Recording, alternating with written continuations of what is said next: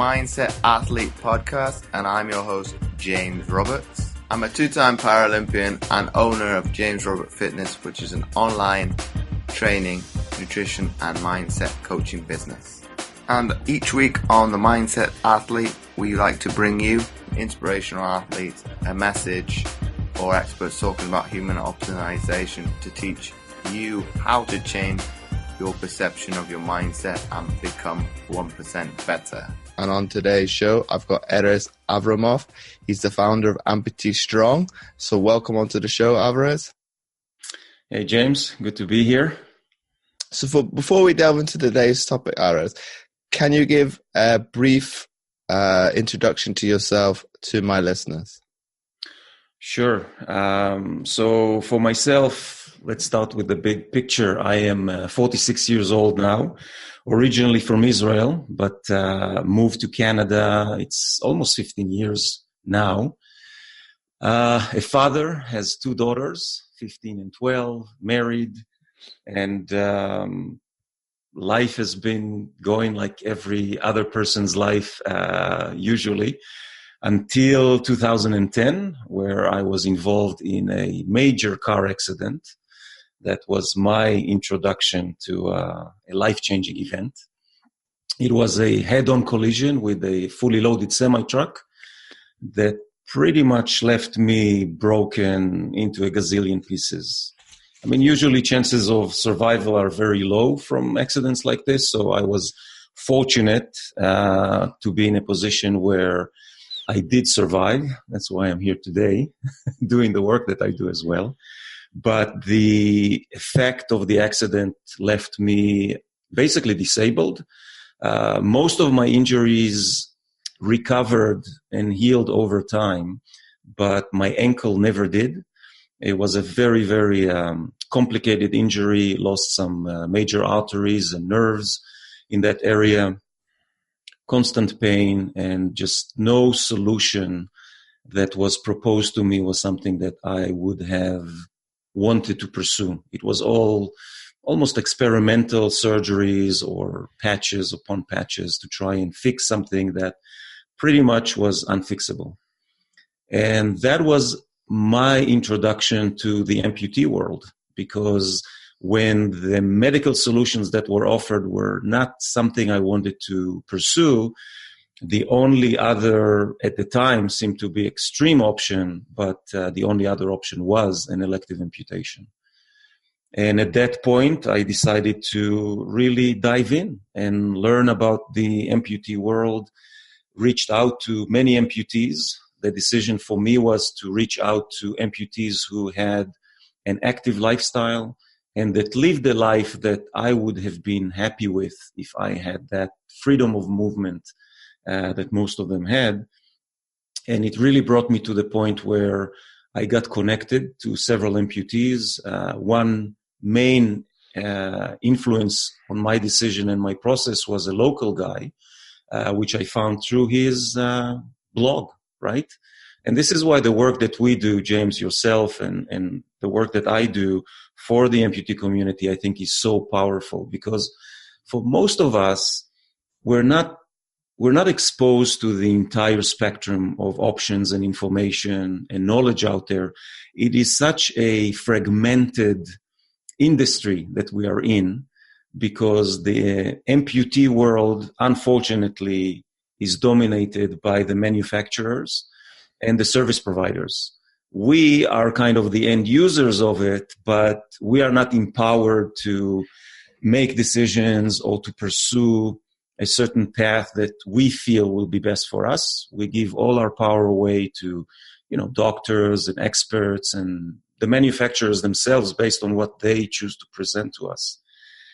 And at that time, I was in exactly that place. I felt that the decisions or the options that were offered to me were just not, they didn't give me the full picture. And for example, my orthopedic surgeon that had to perform, I would say, almost half a dozen surgeries after the accident just to install and remove hardware and do all the work that, they're genius in what they do, but their worldview is very, very limited to their kind of specialization. And for him, he was in the mindset of an amputation is insanity. And to hear that from your surgeon is something that can definitely put you in a spot where you would be so fearful of even pursuing that avenue of idea that you will fall back into their suggestions.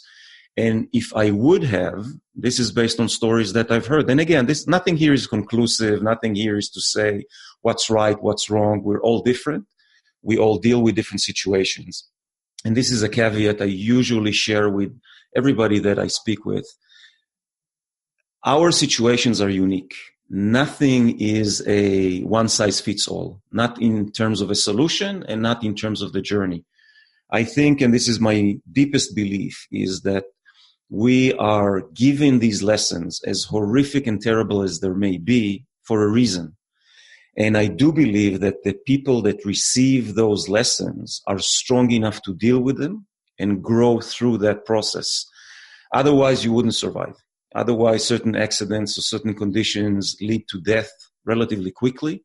But those of us who are probably listening to this podcast today or who have survived, maybe even several life-threatening situations, which I will share during this podcast with your audience, because for me, it wasn't just one near-death experience. It was actually 3, which is insane. Every time that I say it again out loud, it just sounds completely almost like a science fiction movie or something, right? That Spielberg will put together to make an interesting plot. But it is real and it is life. And if anything for myself I've learned throughout time was that life is real. We wake up and we go to sleep with ourselves, with our thoughts, with our bodies, and what we're capable of doing is dictated by that. So when we will dive further into the physical realm and into the mental mindset realm, it's very obvious that the connection is direct. It's very obvious that when we are on a path of, I call it mastering our deficiencies, because that's where we enter into this journey. Something happened. Physical, mental, psychological, relationship, financial. Doesn't matter what the trigger is. It pushes us now to work with that deficiency and become better, not because we are deficient, but because the situation we are dealing with put us in a position that we have to grow with it. So this was my entry point to this entire journey. It was from a very, very difficult health, life-threatening condition. The first 3 months, I was on a 50-50 chance of survival, like many devastating, horrific accidents or diseases put us on that edge with death. And those of us who are fortunate and blessed enough to survive now start a new journey, a journey of rejuvenation, a journey of growth, a journey of understanding of who we are. Not necessarily why it happened. I think this is usually a very detrimental question to ask, although it's a normal question to ask, because there is no real answer to that. I think it's a rabbit hole that leads to a dead end, and we can be on that journey to try and figure out why our entire lives, and it will take all the energy away from growing. So that is kind of the first phase of what got me into this whole amputee world. And my injuries at the time were such that I had to deal with them in a consecutive manner. So I had to deal, first of all, with my respiratory system that was badly damaged. Both my legs collapsed. I broken all my ribs. My sternum was broken in 2 places. So there were certain phases, let's put it this way, that I had to work with, skeletal, respiratory, and all of those things that health is related to. But after, I would say about a year was my tipping point in health. I moved from kind of a survival stage into okay, now I can manage my life. Sleep was relatively under control. Not that it was any good, but I slept as opposed to the early stages where there was no sleep available. Pain was still tremendously high, but it was somewhat under control. So it wasn't 24/7. It was kind of bouts of pain here and there. But then I had to really make a decision about lifestyle and how do I want to live my life? What do I want to do? And this is when the elective amputation actually came to the forefront of, okay, so what am I going to do with it? And I've done my research. I'm a great proponent of self-research and self-education because we are the only ones who will make the decision at the end. We are the only ones who have to live with the consequences of whatever decision we make. And I knew that when I contemplated the elective amputation, the chances were 50-50. I could have recovered very well for 50% of it. And the other side of it was maybe I wouldn't. Maybe my condition would have been worsened than I started with.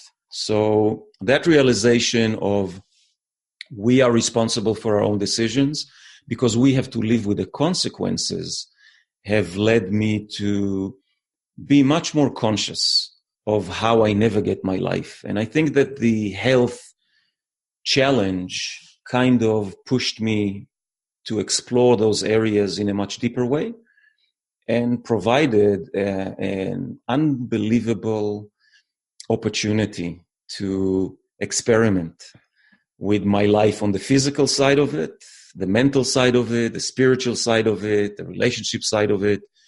So at the end, and I think this is a silver lining that most of us can agree with you, James, I know from your story and I know from others as well, that these situations have allowed us to realize our true potential, not as an unlimited type of personality, because we are limited. And let's face it, all of us that are challenged physically within the amputee world, our limitation is based on our physical condition. Yes, we can do a lot of things. Yes, we want to conquer the world, but that physical challenge does put us in a position where we have to do things differently.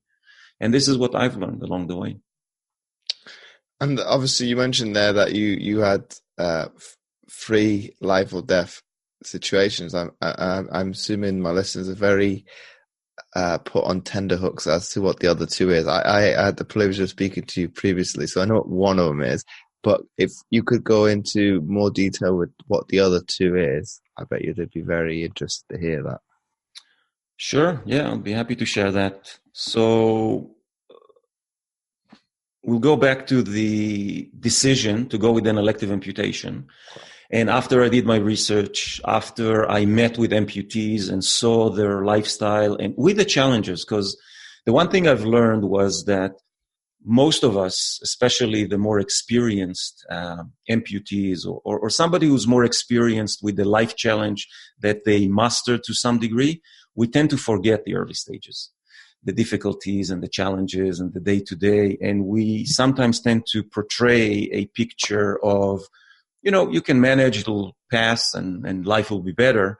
But I was fortunate enough to be around early stage amputees and long-term amputees, which are, 10, 15, 20 years into it. And definitely the differences are day and night almost, because the challenges of a 15-year amputee versus the challenges of someone who had his amputation a year or 2 years ago are completely 2 different stories. But once again, I think the community, the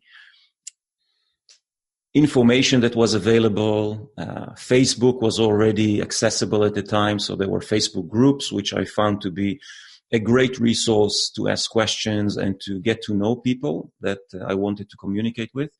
And all of that led me to make the decision that an elective amputation was the right thing for me to do. So I prepared for that. I had almost 1.5 years to prepare because other surgeries had to take place, some hardware had to be removed before the amputation. But again, that just gave me enough time to dive deeper into preparation mode, which was all about nutrition, how to nourish the body and prepare it for another huge physical ordeal. Physiotherapy, how the body function, health, fitness, all the things that we know that we need to do well in order to get back on track. So that was for me a beautiful journey, actually, because first of all, I love to learn.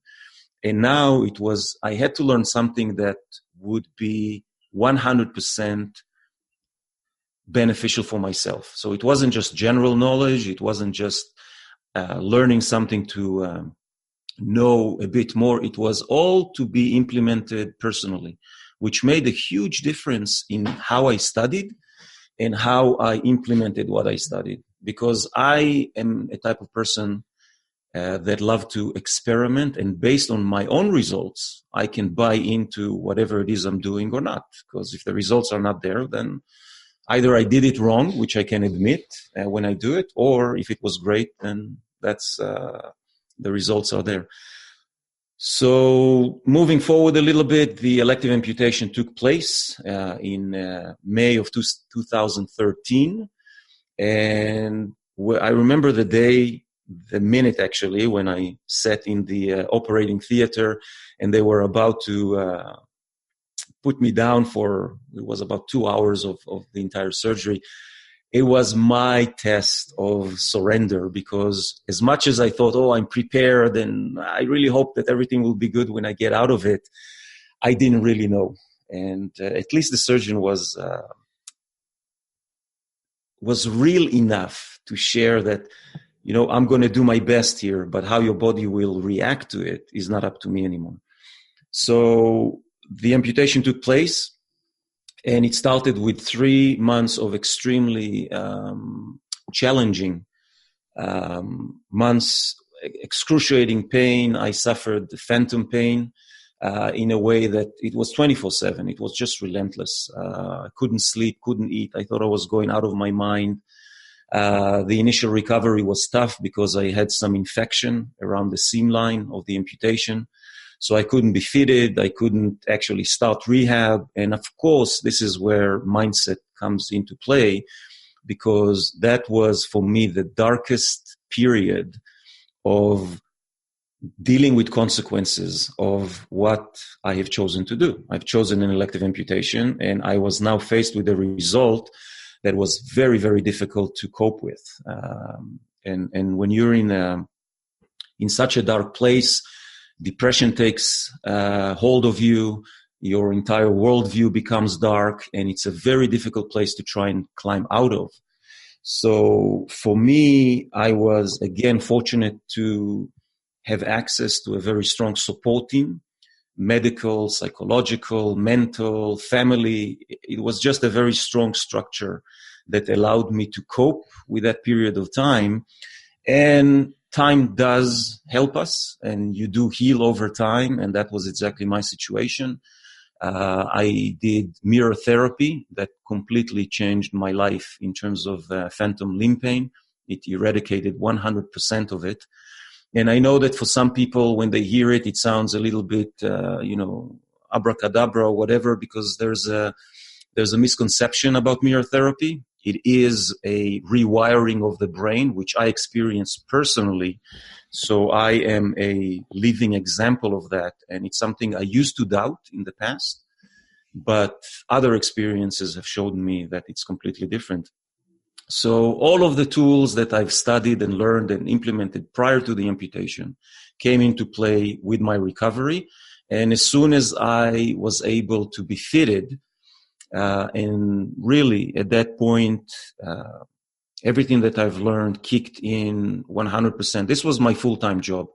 I would say that today I'm close to 10,000 hours of continuous, what I call recovery education, on a mental, physical, nutritional, emotional levels. It's a never-ending journey, and I don't think it will ever end, which is beautiful, because if it ends, then what's left? So I was fitted 3 months after the amputation, and was very, very fortunate to realize that I'm in a very strong position to recover in a relatively in a relatively, I wouldn't say fast, because time is very tricky with physical injuries, but I was able to walk very, very quickly with no aids. I was able to ride a bicycle, started with an exercise bicycle and then a regular bicycle, went back behind the wheel and had to conquer all my mental issues and fears about driving because it was a car accident. And all of those things were milestones that pushed me forward. And I'm a very physical guy to begin with. I was always a competitive athlete, and I served in the Israeli military in an elite Air Force commando unit. So that military service have completely transferred into this amputation recovery process in a very powerful way, because military service is something that I always say it's like a double-edged sword. On one hand, you grow very fast. You learn things that you would never learn in a lifetime outside of the military universe, and you experience things you will never experience in any other environment. So those are amazing tools and techniques and experiences that allowed me, I think, to deal with certain areas in my life in a much more militant way. And I say militant with a grain of salt here, because it did fire back against me at times, because I was so hard-headed, so goal-oriented, so achievement-oriented. Like yourself, James, you're an athlete and you know it. We have a very specific mindset that allows us to achieve tremendous things, but at the same time can be a detriment to our own process, because if we don't reach those goals or if we don't achieve them in a certain way, we get very, very judgmental about ourselves. So that was, my journey, which basically led me to get back to life. One of my biggest goals at the time was to ski with my daughters, because when the accident happened, they were very young. And I live in Canada, which in Vancouver, Canada, we have beautiful local mountains here to world-acclaimed resorts like Whistler Mountain. And I used to ski a lot prior to the accident. And I wanted to get back skiing, but I didn't want to just go back skiing. I wanted to ski with my daughters. So that was a very motivating goal for me. And we have a local organization here in Vancouver called VAS that help people with disabilities to get back on the slopes. And, they use adaptive skiing or different techniques and tools to help you. And within May was the amputation, and in January, I actually skied with my daughters for the first time ever. So for myself, one of the ways I recovered, and I find this to be a great path for so many of us that deal with physical challenges, it is to first go back to our physical activities that we had in the past that we love to do. And then we set ourselves up with an insane goal. It seems to be a theme, especially with high performers. What am I going to do? For somebody, it could be, let's say, if it's a lower limb amputation, then it will be to run or to do a certain physical event or to participate in a race or climb a mountain, whatever it may be. Over time, I coined this as the amputee strong vehicle. It's something relatively crazy that we think we cannot do, but we choose to do because it will give us motivation. It will help us go through those challenges. And for myself, I chose an insane goal because I saw that my recovery was so well. I decided to go back to ride motorcycles, which was a passion of mine my entire life. I always rode motorcycles, street motorcycles, more touring motorcycles, not sports or stuff like that, touring, and off-road motorcycles. My passion was around enduro motorcycling, very, very physically challenging, very, very demanding. It's like a grueling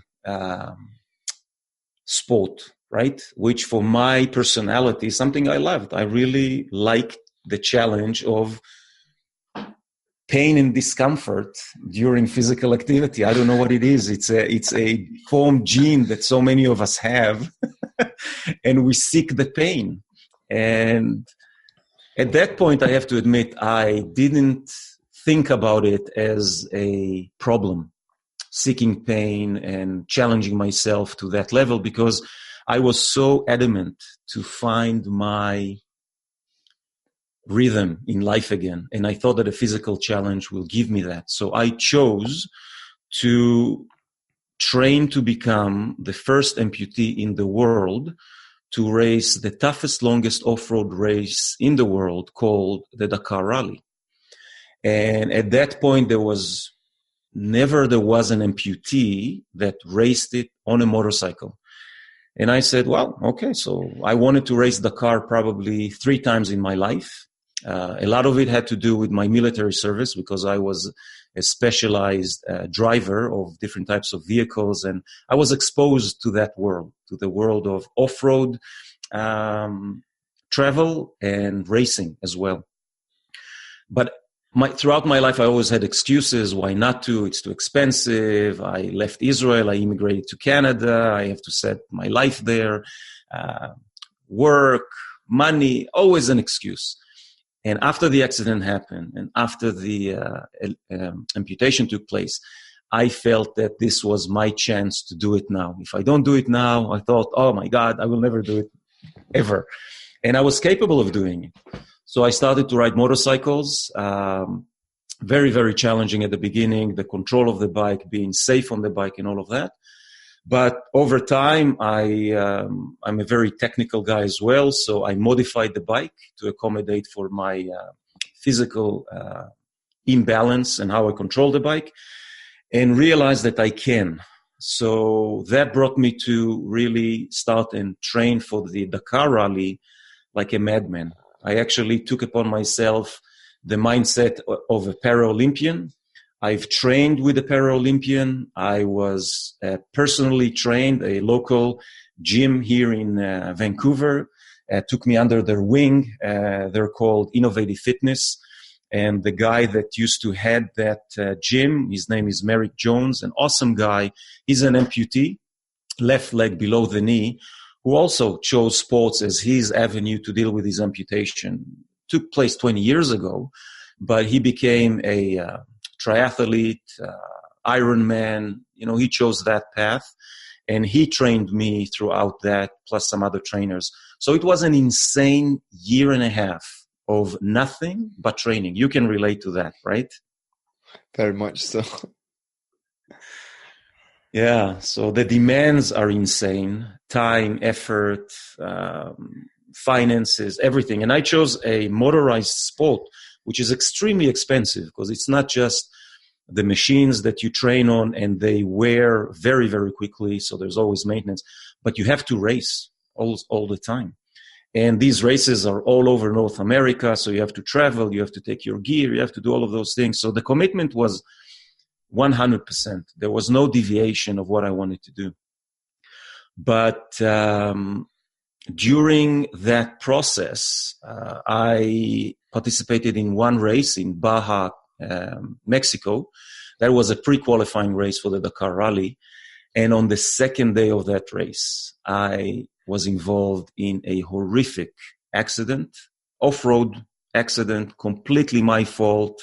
I concentrated too much on the navigation instruments on my bike, because the type of racing that the Dakar Rally is part of is desert rally racing with navigation. So you have several instruments on your handlebars with a map and a compass and digital odometers and things like that. And you have to compute all those things together to know where you are, because you don't have a map. You have what's called a road map. It's kind of directions. In 200 meters, you have to turn right next to this tree or whatever. So you have to be very proficient in reading instruments and controlling a motorcycle and dealing with off-road obstacles at the same time. I think this is the challenge that most people are attracted to in this sport, which is completely insane, but we all are to some degree. Right? Yeah.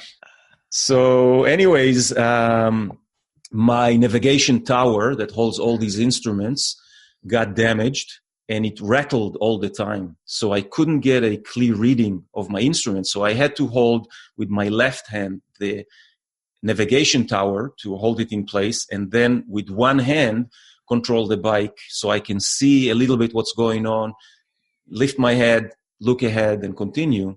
And this is a very, very bad practice in desert racing, which what happened was that you do this, I would say, every second minute sometimes, and sometimes even twice in a minute, because the terrain changes so quickly. So it's almost impossible to try and navigate this way. And I wasn't able to fix that navigation tower. So it continued on and on and on until one time it was just too long gazing at this navigation instrument. And when I lifted my head, there was this sand dune in front of me. I was probably doing 60, 70 kilometers an hour. And I just went straight into it. I couldn't do anything. It was way too late. Crashed, flew over the handlebar. I saw the bike flipping to my side. At that point, I had some sort of, some people call them out-of-body experiences. But at that point, it was a rude awakening, because before I hit the ground, I realized that I'm insane, that something is wrong with what I'm doing, what I'm pursuing, risking my life. I survived a near-fatal car accident. I went through an elective amputation, got back to a good life as an amputee. Sometimes we are so challenged, we never get back to a manageable lifestyle because of the amputation. And I managed to do that. And then I chose to go and do this extreme sport endeavor. And here I am, almost killing myself riding a motorcycle.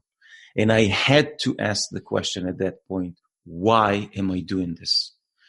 And that question was in my head before I hit the ground. And I realized that I'm done. I'm done with physical endeavors. They're not going to take me anywhere. The answers I need are not out there. I needed the journey, and I have to say this is a major part of the amputee process of recovery. You need a physical journey, but very quickly you realize that the journey is internal. And when I hit the ground, I broke 7 ribs. I punctured the lung. I dislocated my shoulder. I broke my left wrist. And it was a horrible process to get back home, because I was in Mexico. There was no freaking way I'm going into a hospital there or being treated there. Forget about it. And I actually was at a very risky, almost life-threatening situation, because I had to fly back. And I had a punctured lung, and I didn't know it was punctured. Anyways, long story short, managed to come back home, realized that the damage is irreversible now. So I have, out of those 7 ribs, I have 4 ribs that have aligned themselves in an X shape and are fused. So, I can still do things, whatever, but the risk of falling and breaking them again is very high. And if they do, they can, penetrate the lung or, God forbid, the heart. So I realized that pursuit of physical endeavors carries a very, very hefty weight. And the price could be tremendous. And one of the doctors that took care of me after this incident shared with me that the way that I fell, I was probably 3 to 4 degrees away from the angle my neck hit the ground to be in a wheelchair or not to be here at all. And those realizations of the risk we're willing to take, or the enormous degradation we put our bodies through doing these extreme activities, came to be a very realistic understanding of mine. And that second near-death experience really shifted my entire journey. I call it my inner Dakar now, because I realized the answer is not outside there. And even if I would have raced Dakar, and even if I would have finished it, then what? I mean, I've done it so many times in my life. I wanted to climb a certain mountain. I wanted to run a marathon. I wanted to do a triathlon. I did all those things. And then at the end, you are elated for, I don't know, a few minutes, maybe an hour, 2 hours, maybe a day if you're lucky. And then you wake up the day after and you say, okay, what next? I need the next the next high. I need the next challenge. I need the next thing. And my journey through this whole period was to really understand that, first of all, my main driver was adrenaline. That was almost an addiction. Wasn't almost. You know what? Today, I can really look at it and say the adrenaline is an addiction. It's not talked about, especially not in our athletic kind of high extreme type of sports industry. We don't talk about it. We talk about inspiration. We talk about aspiration. We talk about the wish to be on a podium and to win a medal and everything included in it. But it's a very specific type of personality that can go through that journey. And for many of us, it's this adrenaline rush that we need and we seek, and we keep raising the bar more and more, because like with any addiction, the potency declines over time. So you have to get a higher hit. And it took me a while. It took me a lot of inner work to realize that and to understand that if I don't deal with that, I will go back and try and find another challenge, because this is what we all do. But that 2-year journey was extremely powerful for me. That was a period of time where I've started to mentor other amputees as well, started to speak publicly, started to write, share the journey and all sorts of other things. And I've started to see certain patterns that we all go through. And this has really helped me to put together this program that I run today, which is called Amputee Strong, which I've started about a year ago. But with everything that went through my life, I was introduced to a third near-death experience that almost came out of nowhere, because I was in these 2 years of a beautiful place in my life. I was in a much more peaceful place, much more accepting place. I realized certain things of why I do things, why I don't need to do things. It was just peaceful. There's something that I've learned over the years, and I call it the junction, and I always use my fingers. I call it the junction between easiness with I-S and easiness with E-A-S. That junction between easiness of life, of being in life as being in it now, and walking through life with some inner peace and easiness. Not to say that life is easy, not to say that, I figured it all out and my life is a dream. Forget about it. Every day is a different challenge. Every time something happens, we have to deal with it. But I think that over time we gain tremendous tools that really help us work with it. So that was a tremendous benefit that I could harvest after those 2 years, because almost out of the blue, I had a full-on heart attack that almost killed me. And doesn't matter what instigated the heart attack. It was another car accident. Somebody rear-ended me and started an entire process of whiplash, side effects. But it's a complicated process. We don't need to get into details. But the reality was that here I am again, staring death in the eye and realizing that, this is life. This is life. We're here, and in a fraction of a second, we cannot be here.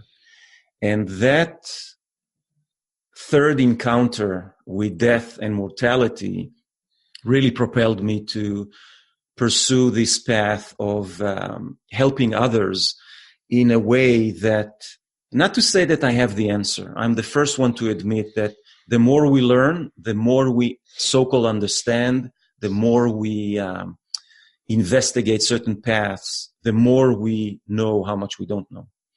But there are certain elements along the journey that are vital to help us navigate through it, right? And we all have our own journeys. And this is what brought to life the Amputee Strong program.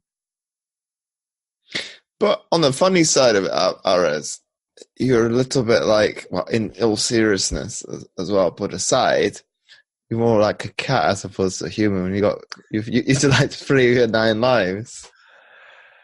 Yeah, I admit this is something that I I do see myself as very blessed. There is some sort of protection that is in place because it's not my time, apparently. And we don't know where our time is. And I have to say that going through 3 near-death experiences 3 times within less than 10 years is insane. When I write about it and when I dive deeper into certain areas of trying to understand the impact it has, it is the reason that I feel that for most of us, including yourself, James, on this journey, when we learn something based on experience, when we learn something that has helped us, I believe that it is our duty to share it with others. Not to say that what we share with them will fix them or heal them or make everything better for them, but you've been given a lesson. You've been given an experience for a reason. And if you survived it, and if you found ways to deal with it, it is your duty to share what worked for you. Again, not in a dogmatic way to say to somebody else, oh, you have to do this or that. No. You want to expose them to the opportunity. You know this probably as much as I do, because when we work with our fellow amputees in our community, we hear this story again and again. How many times do they say, oh, I've never heard about this, or I didn't know this, or what you just said or what you just shared completely shifted how I look at myself and my journey. And those are the nuggets. It's not necessarily to give something that will fix everything. Sometimes one thought, one kind of idea can provoke the listener to make them think about themselves in a different way. And all of a sudden they decide to pursue something that, can help them. And I think that's the gift. But you do see that in the consensus of the general populace as well, because I had a mentor type person say to me, well, why don't you utilize your disability as a vehicle to produce content? And probably because it's staring you straight in the face, you don't think of it, because you see it day in, day out. Oh, it's not an adverse situation for me, because I don't see it like you mentioned. We don't see it as such because it's so far removed. The actual difficulties in life, you don't really see. You see the good in things, and that's about it. So when he said it from that perspective, as treated as such, you're thinking, well, yeah, everybody has, as you said, a deficiency, an amputation to life. They have to overcome a certain thing, whatever it is. That is their limiting. What we could call it the term that most disabled people don't like use, a disability, in effect, to overcome. Well, I think, when you use the word disability, it has different connotations, right? And I think if we try and put it in a more usable form, for me, I like to address it as a challenge. A disability is something you don't get over. A disability is something that disabled you. So you're abled, but now you're disabled. So it takes away a part of how you operate and navigate through life. And it doesn't matter what it is, if it's a mental situation, a physical condition, whatever the case may be. Initially, yes, it is a disability because it took away something that maybe you are able to do or something that you want to do and you're challenged with. But your journey now is to find your way of how to handle this. And I think that is the entry point of personal growth. That is the entry point of self-inquiry.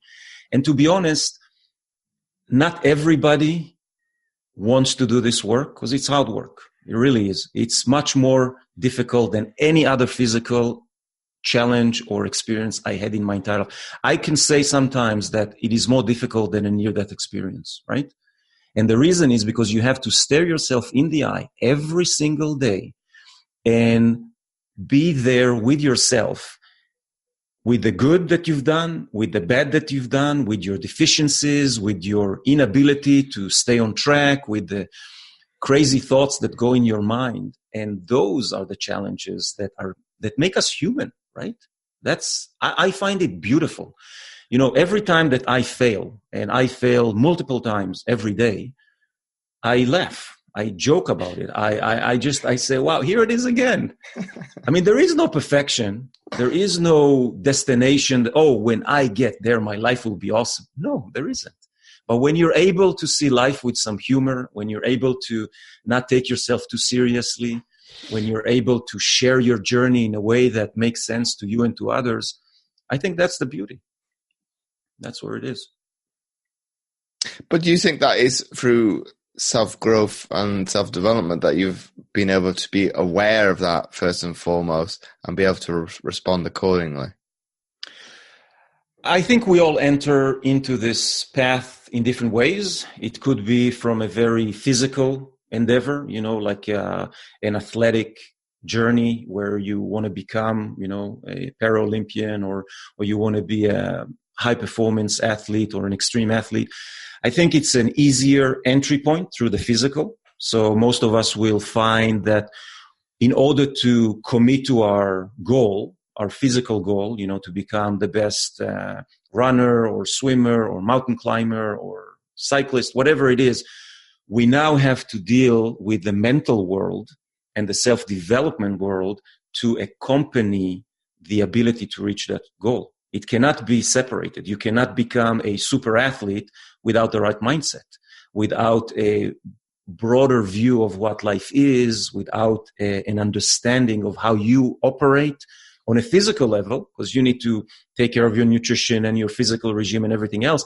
But if you don't have the mental capacity, the clarity, the right mindset, you will not be able to persist because the challenges are there. You will get injured. It'll be painful. You will think you'll never be able to achieve the goal. You would think that you've hit your maximum capacity and that's it. You'll never be faster or stronger. And yet we all know that's not true. There's always another level. But it is a case of always challenging that, or is there a case in point, and I'll let you answer that from your specific opinion, in terms of getting to this next level, it's not always a case of not necessarily striving for it, because this next level way of thinking is kind of a little bit guru-ish in terms of, well, does it really exist? But it's challenging probably your, like you said, your inner self first and foremost as to, can it be done? But generally, when you talk about athletes at a high level, that element of self-doubt doesn't really occur that often, or if it does, it's kind of pushed to one side straight away. Well, if I take this on board too much, I'm going to start believing it. So it's there. I'm not going to entertain the thought, and let's move on and kind of keeping that positive light as to, generally you'll see it from, it will be the journalist that will say, well, are you nervous? The athlete never thinks about it from that perspective. He looks at it with enviousness. I've waited my entire life to get to this moment. So why would I be nervous? I've realized a childhood dream. So it's that of excitement all the time.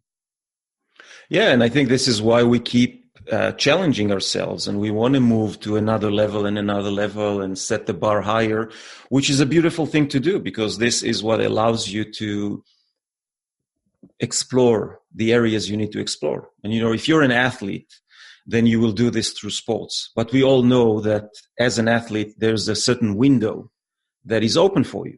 So while you're in that window, you will gain the knowledge and the experiences that you need at that particular point. But then you'll have to transition from a competitive athlete to something else. Now those tools and those mindsets and how you set yourself up will dictate how well you will cope with the transition.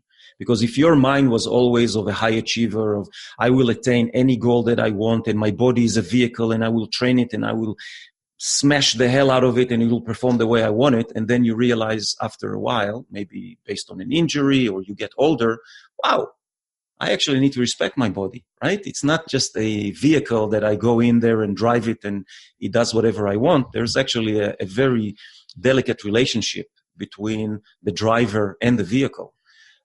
So I think on that level, this is where you use these experiences and tools to move from one section to the next. I left the athletic extreme world, and the transition for me was somewhat more delicate. I wouldn't say easy, but was somewhat more delicate with myself because of the experiences and the tools and the mindset that have allowed me to work through the physical challenges. Now they've been transferred into this other side of the journey. So they all complement each other. And I think that when you're in a certain challenge that you've set up yourself to take, and you know, inside of you, I mean, your inner voice always tells you if it's the right thing to do or not. If you have to fight against it, then you know it's not. Sometimes we do continue. But if you know that this is your path and this is what you need to do, you will do whatever it takes, including risking your life. I was there. I'm not different than anybody else. You would go to that extreme to achieve that particular. And I don't call them goals anymore. I call them states, because we do everything for the experience of it. We don't do it for the medal. We don't do it for the accolades. Maybe at the beginning, this is what we think will give us the benefit, but we do it for the experience. We want to feel something in a certain way, and those journeys allow us to do it. I think I could learn a thing or two from you, Erez, in terms of having that mindset in terms of that transition period, because I probably was very much still stuck in the athlete mentality, making that transition. And it's quite a destructive one to a certain extent, because you don't treat your body the way it should be treated as you age. And maybe you don't respect it as much as, say, you talk of it being as a vehicle. You're being very much taking it off-road, and it's not an off-road vehicle. And that's what I mean by that, because I think as you age, you think you're kind of indestructible, and it's very much the younger generation athlete mentality. Well, I can do anything to it because it's designed to withstand. It's in the past, it's withstood everything that I've put in front of it. It's going to be able to do that forevermore, and time allowing. I think that's we learn through experience. We mature. We actually experience through our body what it's capable to do and not. And of course, this is why the pinnacle of Olympians is, in their late teens, kind of early 20s. That's where the peak is, because the body is so built to take whatever you throw at it, and add to that some talent, add to that tenacity and great training and facilities and all of that together. And yes, you can create tremendous results. But I think that because the conversation, especially in the performance world, is really not about longevity. It's really not about transitioning from certain stages to others. And I've worked with athletes that were stuck in that transition place, because it's not that they can't do it. It's just because they're using the mindset of this young athlete that achieved so many things to try and transition into a phase that mindset, parts of it will definitely be useful, but some parts are really detrimental to making that transition. But in terms of, you talk about as in athletes being in the later careers, are they kind of outliers in your opinion then, in terms of, we talk of athletes such as, in the UK, Steve Redgrave is still competing in his 40s. Would you say that's an outlier? Because that would be very destructive, I would have thought, to your body to try and operate with what he was able to do in his early career. Yeah, I mean, outliers is a great segment of human performance, because they're always outliers. I strongly believe we're all different. We're all giving a repository of genes, abilities, capacities, which are different. Some we can control, some we can't. And there are always examples in all fields of life of outliers. I mean, we know that there was only one Einstein. We know that there was only a specific athlete that was able to do something into their 40s or 50s. So yes, I agree with the proposition that outliers are out there. I think the problem for a lot of us that we think sometimes that they represent the whole population. So if they can do it, I can do it. To some degree, yes, there are some components in that process that you can take from them and implement in your life. But sometimes the scale is just not equal. It's just where it is. But how in terms of from a mindset perspective now, Erez, do you kind of get people, because you're gonna have outliers in terms of what motivates people, what inspires people. And then people will come to you and say, well, I can't do this, I can't do this, I can't do that, sorry. Well, that comes down to actual inner beliefs, really, because, well, I think I get asked the question, well, why were you able to be successful? I can't actually pinpoint as to why. It was obviously to do with the environment that it was within. If you were around like-minded people, that is the norm. So why am I going to be an outlier and be slightly different because I'm content and being happy in this environment? Again, I think it comes down to what it is you seek, right? Definitely, if we put it in the realm of sports, then yes, if you put yourself with a group of like-minded people that all strive to achieve the same goal, so if it's group sports, it's a little bit different because the group performance is the final goal. If it's an individual, let's say you're a runner, for example, okay? You will run with other great athletes, but there's only going to be one that will win the race. And that one is not necessarily the outlier, but that one has all these elements optimized in a better way than the rest of us. Now, when you look at life from a competitive lens, you're already in a disadvantage because there only can be one winner. That's it. Second place doesn't count. Third place, who cares? Fourth place, you don't exist. So that's a very detrimental worldview to have. And this is my biggest issue with sports to begin with. Because yes, you learn a lot, you experience a lot, you become a different version of who you are when you are more into this journey. But the being number one or nothing is for me it's a very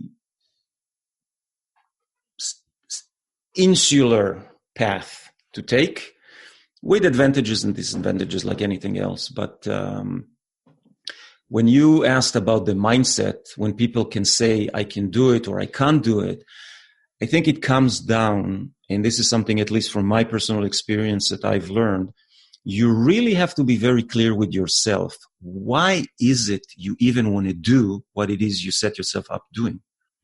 That clarity will set you up for anything, right? Because if that why is not clear for you, let's say I decided I want to climb Everest, okay? And I don't have a clear why. The first obstacles that I will encounter, I will completely abandon the whole thing, right?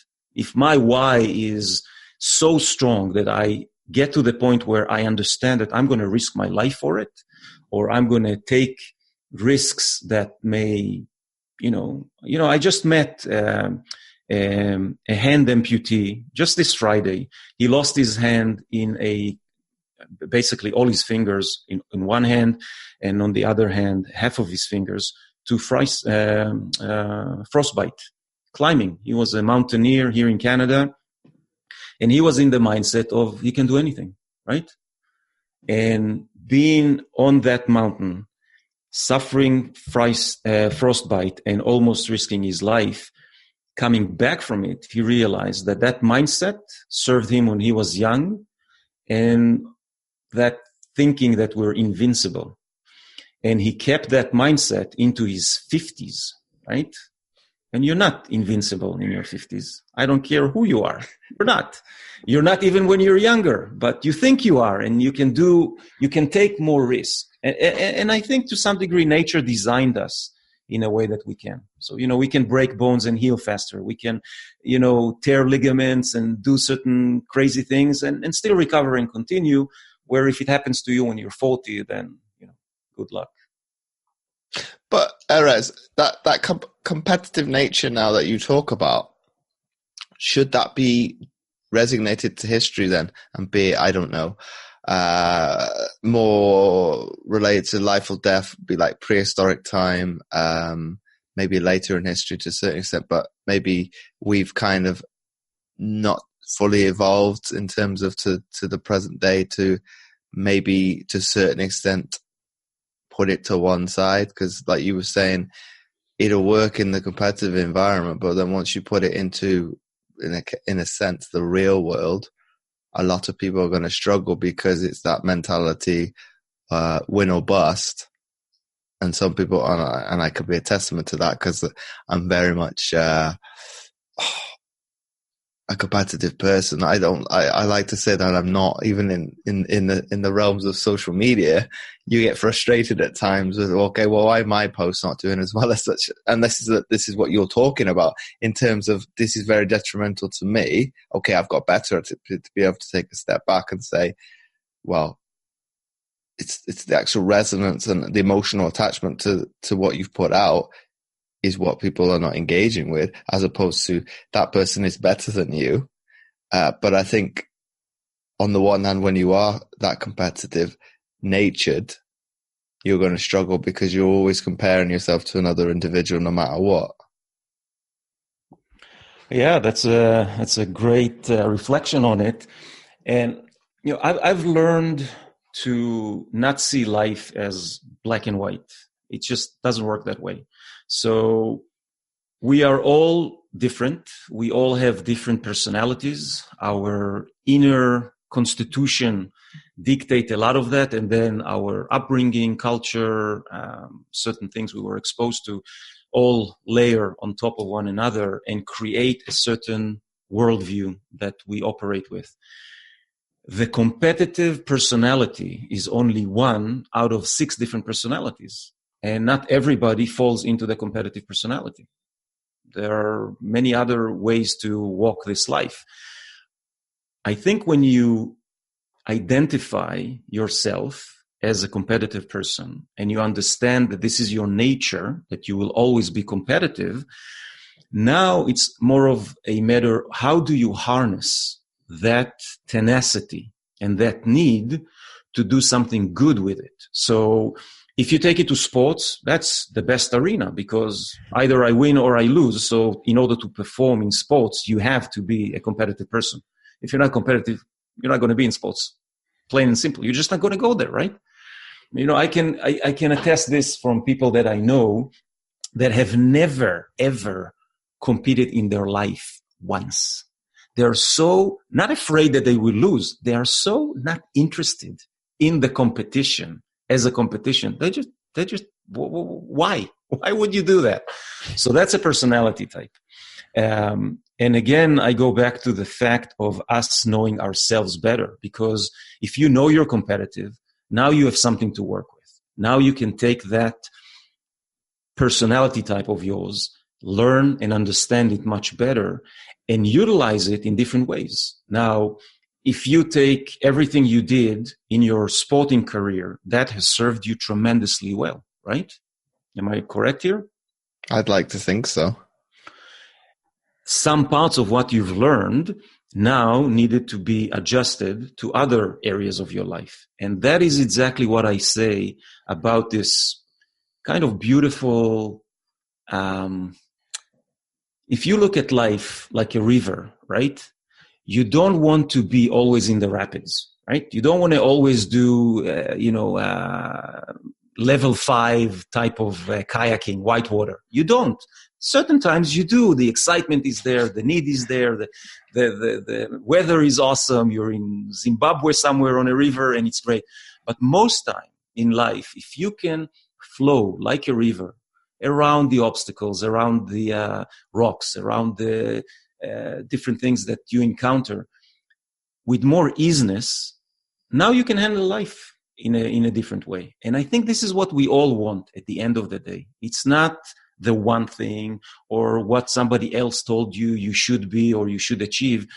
This is the personal journey of understanding that there is no destination here. If you can learn to find inner peace, and inner peace, it's not from a spiritual way of, everything is taken care of. I don't need to do anything. I just need to open my heart. Come on, this is life. Easiness is being able to handle everything that is thrown at you without losing your mind, without going into these dark places of depression or self-abuse or detrimental self-talk or behavior that you will end in a much more difficult place that will be very difficult to climb out from. Some people don't even ever climb out of it. So I think that's the beauty of understanding who you are, what your human traits are that you were born with. And then there are others that you can develop. I'm not saying that negates everything else, but there are certain things you're very good at, and there are certain things you can develop, and there are certain things you will just never be good at. So if you recognize that as well, that's not a bad thing.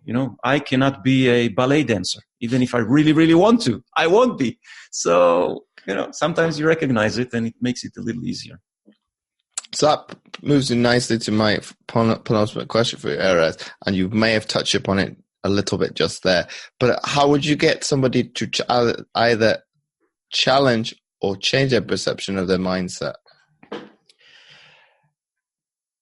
I don't. That's my answer. I think that at the end, and this is my personal belief, when you think you need to change, when you think you need to be someone else, when you think you need to shift something in your life, and I use think in a very precise way, because those are wannabe ideas. Those are ideas that you read in a book or you heard someone talk about and you say, oh, this would be great if I could do this, or if I was able to do it, or whatever. I think that the end result here is when you move from think to I need this. So you will have to reach a certain point in life where you have to make a change because you need that change, not because you want to, or you think you need to, or somebody else suggested to, or alluded that this would be a great way to live life. That's great for them. That's great for their case studies. But for you, it may not even hit a level of, the ground is not fertilized enough to grow that plant yet, right? Maybe you need to be in a more difficult situation. That's unfortunately something I've learned again and again. Maybe I'm a little biased because, 3 near-death experiences have brought me there. But I do think that we do need to hit rock bottom in order to really change. Pain and suffering is the best teacher out there. There is no selection to be had when you're in that position. You either elevate yourself and grow from there, or you check out. The idea of positive change, kind of the self-motivation world, the self-inspiration world, I think those are good to give you a broader perspective. But for most people, I don't think it really works, because these are nice things to do. These are things that you believe, you think that they are better if you do them this way or that way. But the beauty of it, and I always say this, is that this will push you to experiment. This will push you to try it. This will push you to say, oh, that's a good idea. Maybe I should wake up at 5 a.m. every morning and do some meditation and some stretching and write a journal. For some people, this would be a ridiculous process. It will give them nothing. It will frustrate them. They will never achieve anything. And for others, this will be a life-changing experience. So That's why I say life is self-experimentation for us. You're exposed to different things, then you try them, and you always take the things that work for you. That's the beauty here. And my final question to Erez before we wrap up the episode, if you had to summarize what we've been speaking about today into one sentence for people to take away, what would that be? In one sentence, it will be, I always go back to it, it will be to find that beautiful intersection between easiness with IS and easiness with EAS. It's just the beauty of finding that place where you can handle life and doesn't matter what happens. Not to say that you resolve everything and you become a millionaire overnight or you have 1 million people on social media or whatever. No. But you handle that agitation and that discomfort in a way that gives you some inner peace. I think that's a great summary. So once again, Erez, thanks again for coming on the Mindset Athlete podcast. You're welcome. It was a pleasure. And I hope to have you on board to join the Amputee Strong podcast as well. I look forward to it. Wonderful. If you like this episode, please do share it with your friends and let Erez and I know what you thought of the episode by tagging us over on Instagram at Erez Avramov. So that's EREZAVRAMOV, and at James O. Roberts 11. You can do the same on Twitter and Facebook. And do check out his website, amputeestrong.com. And once again, do check out my free content at fitamputee.co.uk/free-resources. Make sure to check those out. The links will be in the description. You can find all the show notes at mindsetgame.lipsim.com under the category General.